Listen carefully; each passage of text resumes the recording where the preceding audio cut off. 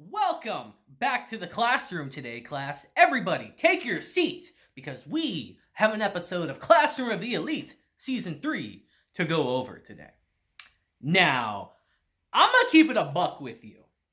I think the arc we're going into now is actually pretty weak. As much as I love this series, you guys know I talk this series up to the extreme. There are weak moments in the show. For sure, in the series. There really are. And I definitely think this is one of those moments. As we start our arc centering around Ichinose. As we get to find out her dark past, guys. Her very dark past. It's so funny that the episode starts with Ichinose saying, you know, I've never thought of myself as a good or bad person. And then we just cut to Saki and Nagi telling Nagamo, yeah, I'm going to destroy her. I'm going to destroy this girl that you like, Nagamo. That's pretty funny to me. But the arc is pretty weak as we start to find out that, you know, Ichinose, the goody two-shoes of our series, the person that acts like a saint, has a bit of a dark past. And so, let's dive into that and let's talk about that a bit. But before we get into that, I suppose let's talk about some of the little smaller developments that happened in our episode, because there are other things that did occur.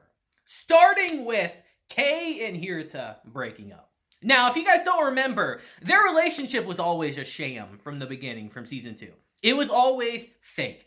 Kei was using Hirata to kind of protect her, because as we all know throughout the show, she portrays herself as this big, larger-than-life person. And she does have that kind of personality. But she's actually very fragile and suffered from bullying before she came here, as we all know.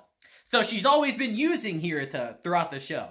But here, now that she's interacting with Ayano Koji more, she feels a bit more confident in herself. Because, as Ayano Koji puts it, you don't need Hirata. Fuck him. He's irrelevant. I'll protect you. So she's like, oh, I got a real man to help me out now. So she breaks it off with him. And now everyone knows that Hirata is single. We'll get into that in a bit. I do think it's funny how Yamauchi, of all people, is trying to bust Hirata's balls here. Like, what's wrong, pretty boy? You got dumped, huh? Like, bro, shut up. Bro, you want to talk about one of the most irrelevant people trying to bust Hirata's, of all people's, balls. Like, shut the hell up. Even Tsuno's sitting there like, come on, bro. Now's not the time for that. Horikita has trained her pit bull well, guys. It's very funny. And that leads us into Saki and Nagi, of all people, making contact with Yamauchi. And this man's over the moon. I love the fact that Horikita flat out says, dummy, this is a trap. Why would she want to talk to you, of all people? Like, saying the most common sense shit. And this man's like, oh, please, Horikita. I'm the anchor of this class. I'm that kind of guy. And everyone just gives him a look like, who the fuck? What'd you just say you are? Like, this man literally called himself the lethal weapon of the class. And even I'm sitting here like, bro, get your head out of your ass. You ain't shit. We'll see that later on. Now I suppose let's talk about our little Michan situation, where she literally calls Ayano Koji up and asks this man, can you tell me about Hirata? She's trying to bag this man the second after he gets dumped. She's trying to bag this man already, which, hey, I'll give her A for effort on that. She's persistent. I like how Ayano Koji literally tells her, like, why are you asking me, of all people, this? Which makes sense, but here's one criticism I do have with the series. I'll be real. I do have criticisms as much as I praise the series. Like, she literally tells him that, you know, I've heard that Hirata confides in you the most out of everyone. And I just find it so dumb that it took people this long to start realizing it. Because if you're in this class, guys, like, it's really obvious who the top people in this class are. You got Kei, you got Hirata, you got freaking Horikita. We have some other people too, but we'll get into them later. That are like the big honchos. Now let me ask you guys this. Who do they always go and talk to? Who do they always confide in front of people? Ayano Koji. It's like very obvious. And everyone's like, oh man, Ayano Koji must be irrelevant. Even though he's always with these people, giving them information. Like, if you're in this class, you gotta pick up on that stuff. Maybe some people do. But I'm just saying. I just find that very funny. And I'll be honest, Ayano Koji does kind of give her some solid advice here. Like, he tells her, like, you know, he just got dumped today, you know. Maybe give this man a little bit of time before you try to bag him. You know, simple shit like that. But, it works, believe it or not. It's like, give the man a day, let him breathe. He just got his heart broken, guys. Like, give him a day. And this leads us into our little meeting with Sheena, which is not relevant at all. I just like Sheena, so I'm going to mention her. Ayano Koji's book buddy, like literally book buddy.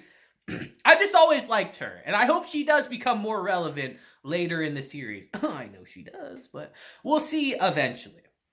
But alright, enough fluff, guys. Let's get into the nitty-gritty of our episode, which is about Ichinose. As Horikita literally calls to Ayano Koji to meet up, as she tells him, you know, there's some rumors spreading about Ichinose. It's slander. It's flat out slander. Let's keep it a buck. They're tossing her name in the mud, trying to discredit her. And it's kind of obvious who it is. I like how they do their back and forth, like, we don't know who it is, but, I mean, we as the audience know who it is. It's Saki Yanagi.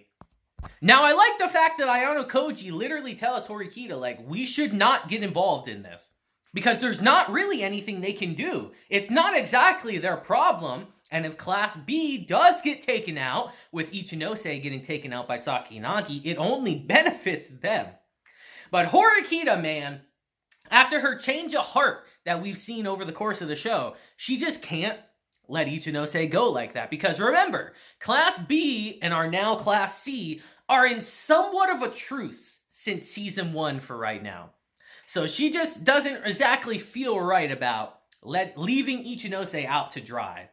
And as they even meet up with Ichinose, she makes that feeling very clear to her. Like, no, like, I want to try to help. As Ichinose even tells her, like, no, I know it's Saki Yanagi. She literally declared war on me. And she even tells Horikita, like, no, I don't want you guys to get involved with this. You're going to bring her wrath on you. This is my problem. I'll deal with it. Which I think is the right course of action to an extent.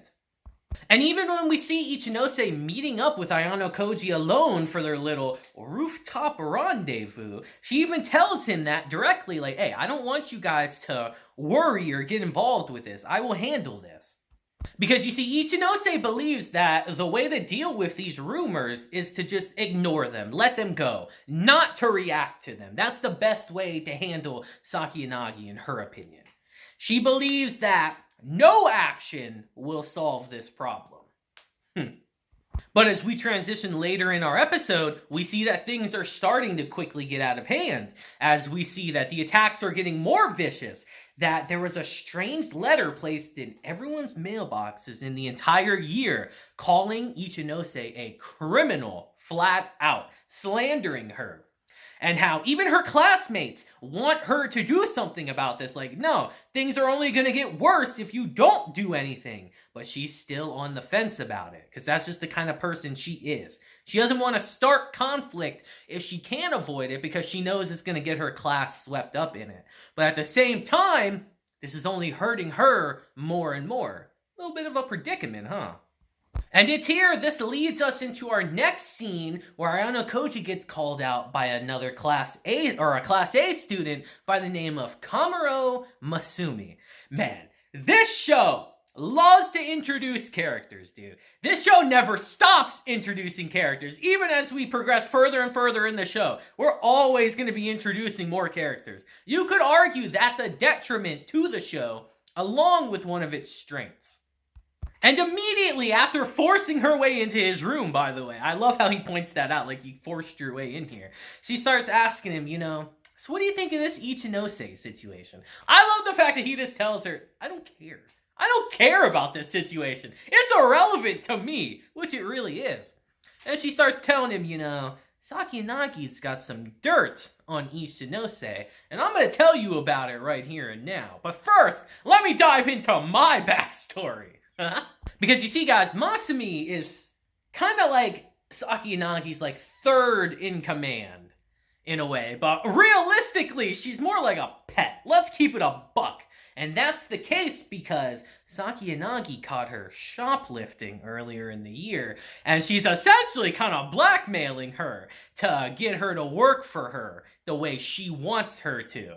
Again, like a little puppy dog that she's training over time. And she starts explaining to Ayano Koji that is Ichinose's secret too, that she's a shoplifter. Now, I know what you guys are thinking, because I thought the same thing. Like, what? Who cares? Like, what? Is that anything crazy? I don't think it's crazy at all, personally.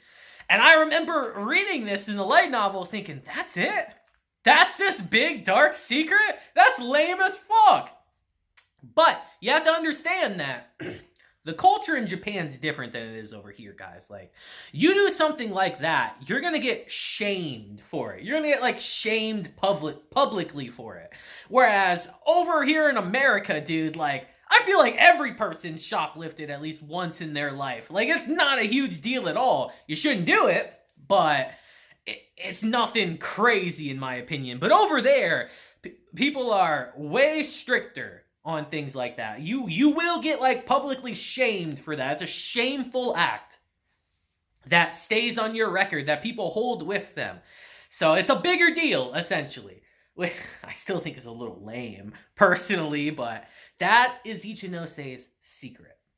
I do think it's really funny how Ayano Koji just tells her, like, yeah, I don't believe you're here without Sakiyanagi knowing. How can I trust you, Masumi? And her way to prove it is, oh, I'll go steal something right now. Like, that proves anything. That doesn't prove a damn thing. Just because you're doing it now doesn't mean you did it in the past and that your story is real. Like, what? Logic, man. The logic in that is a little weak. I'll be real. Like, oh, okay, you stole a beer. Good for you. Like, it doesn't prove shit. Now, before we wrap up here, there are two things that we got to talk about that I think are the most important parts of the episode. So, I saved them for last. First is the conversation Ayano Koji has with Horikita's brother. As he calls her and tells him, as he calls Ayano Koji and tells him, Kushida, trifling-ass Kushida, is in contact with Nagumo. Dun, dun, dun. What could she be planning? I don't know, but it's probably going to be ridiculous, and it's going to involve getting someone kicked out. Let's keep it a buck. And the second one, which is actually the most important, but will not be the most relevant right now, is Ayano Koji's call with a mystery person. Because you see, right after his conversation with Ichinose, as he makes it back to his room, he gets a call from a mystery caller that doesn't reveal their identity and hangs up very quickly after. And you guys notice how Ayano Koji says, they're making their move, huh? This will have big repercussions for later in our show. Just letting you know that now. Just know that this is an important scene that will factor in later in our series. And it's definitely the most important part of the episode. Whether you believe it or not, it is. Trust me on that. But, yeah, that is our episode of Clash from the Elite today. Like I said, this arc is a little weak. Like, we'll get into Ichinose's story and all that. And we'll understand what happens, why. Probably in our next couple episodes, but even I don't think it's, like, the strongest arc at all, to be honest. It's a little weak, but we do expand upon her character, as we'll see in the next couple episodes, like I just said. So let me know your thoughts on the episode down in the comments, because I would love to hear them. So until next time, I hope you all have a great day, week, month, and year. And until then, deuces, have a blessed day, and I'll see you guys next time. Deuces. Don't shoplift, by the way, guys. That's a no-no. You don't want to be publicly shamed, do you? Again, No, no. I'll see you guys next time.